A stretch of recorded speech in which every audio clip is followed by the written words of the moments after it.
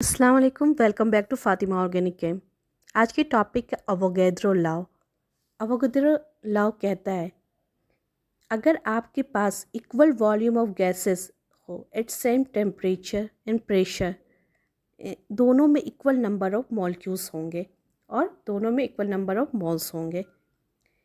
Means equal number of gases at the same temperature and pressure should contain equal number of molecules. अगर मान लो V1 is equal to V2 है तो N1 is equal to कितना होगा, N2। Molecule दोनों में बराबर होगा।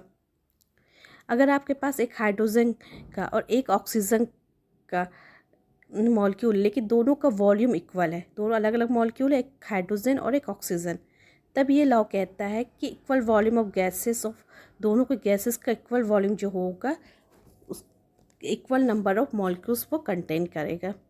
अवोगैड्रो क्या थे? एक साइंटिस्ट थे जो नंबर ऑफ एटम और जो नंबर ऑफ मॉलिक्यूल्स के बारे में बात करते थे।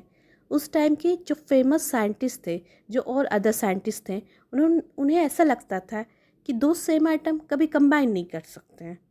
उन्हें ऐसा लगता था, वो ऐसा सोचते थे। जैसे एग्जांपल देख लें, ऑक्सीजन कभी ऑक्सीजन से कंबाइन नहीं कर सकते थे, वो साइंटिस्ट टाइम सोचते थे। या फिर हाइड्रोजन कभी हाइड्रोजन से कंबाइन नहीं कर सकता है। लेकिन उस टाइम उन लोग सोचते थे ऑक्सीजन हाइड्रोजन से कंबाइन कर सकता है, पर ऑक्सीजन अपने मॉलिक्यूल से कंबाइन नहीं कर सकता है। लेकिन ऑक्सीजन ऑक्सीजन के एटम से कंबाइन नहीं हो सकता है। बट आज के डेट में पता है, जो ऑक्सीजन का मॉलिक्यूल होता है वो डाई एटॉमिक मॉलिक्यूल होता है।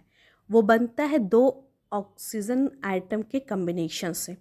अवोगैड्रो ने पहली बार इस तरह के जो पॉली एटॉमिक का कंसेप्ट होता है, जो सभी एटम कंबाइन होकर बना सकते हैं, वो सबसे पहले अवोगैड्रो ने दिया था। अवोगैड्रो का कहना था जैसे वाटर बन रहा है, कैसे बन रहा है वो सोचते थे। उनका तरीका अलग था सोचने का। वो कहते थे दो वॉल्यूम ऑफ हाइड्रोजन यूज़ हो रहा है तो दो वॉल्यूम ऑफ वाटर मिल रहा है। One volume of hydrogen combine with one volume of hydrogen plus one volume of oxygen, तो आपको क्या मिल रहा है, two volume of water vapour. Means अगर दो वॉल्यूम ऑफ हाइड्रोजन यूज़ हो रहा है तो दो वॉल्यूम ऑफ वाटर वेपर आपको मिल रहा है। ये सब में एक एक वॉल्यूम है at same temperature and pressure, तब ये सब में नंबर ऑफ मॉलिक्यूल्स इक्वल होंगे। अनफॉर्चुनेटली उस टाइम जब अवोगैड्रो ने लॉ दिया, उस टाइम किसी ने उनकी बात नहीं सुनी।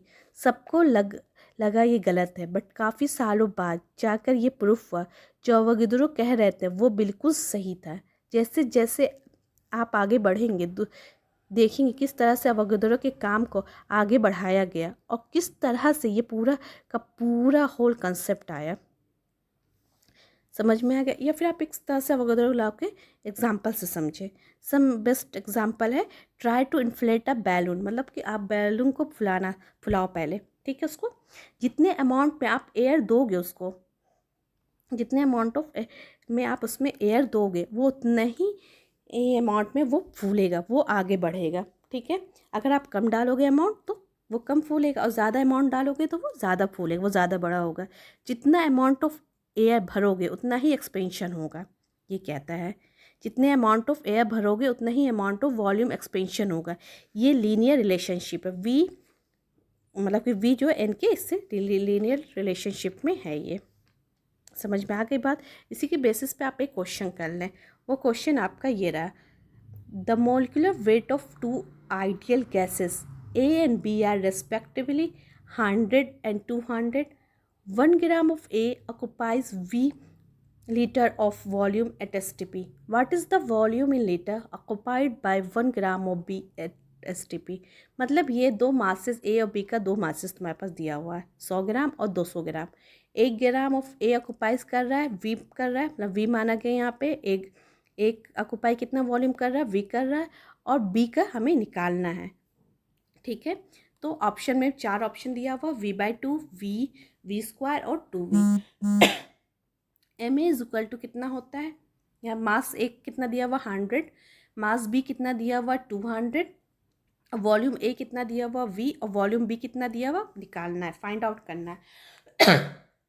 V directly proportion to N होता है, मालूम है आपको।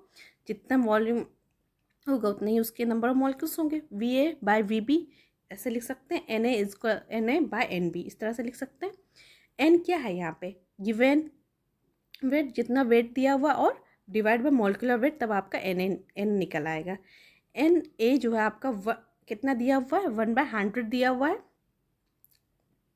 और N B is equal to जो दिया हुआ 1/200 दिया हुआ, ठीक है।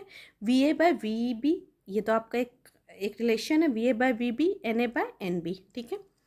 अब V A by V B is equal to कितना होगा, 1/100 हो गया, डिवाइडेड बाय 1/200, तो 1/100 इंटू डिवाइड है तो ऊपर 200 चला जाएगा, तो अब क्या आया, v by V B is equal to 2। तो अब आपका क्या आंसर आया, V B is equal to v/2। Answer जो आपका ए होगा v/2 होगा। Thanks for watching. अगर आपको कोई भी प्रॉब्लम है please ask in comment section. Thanks a lot for cooperation.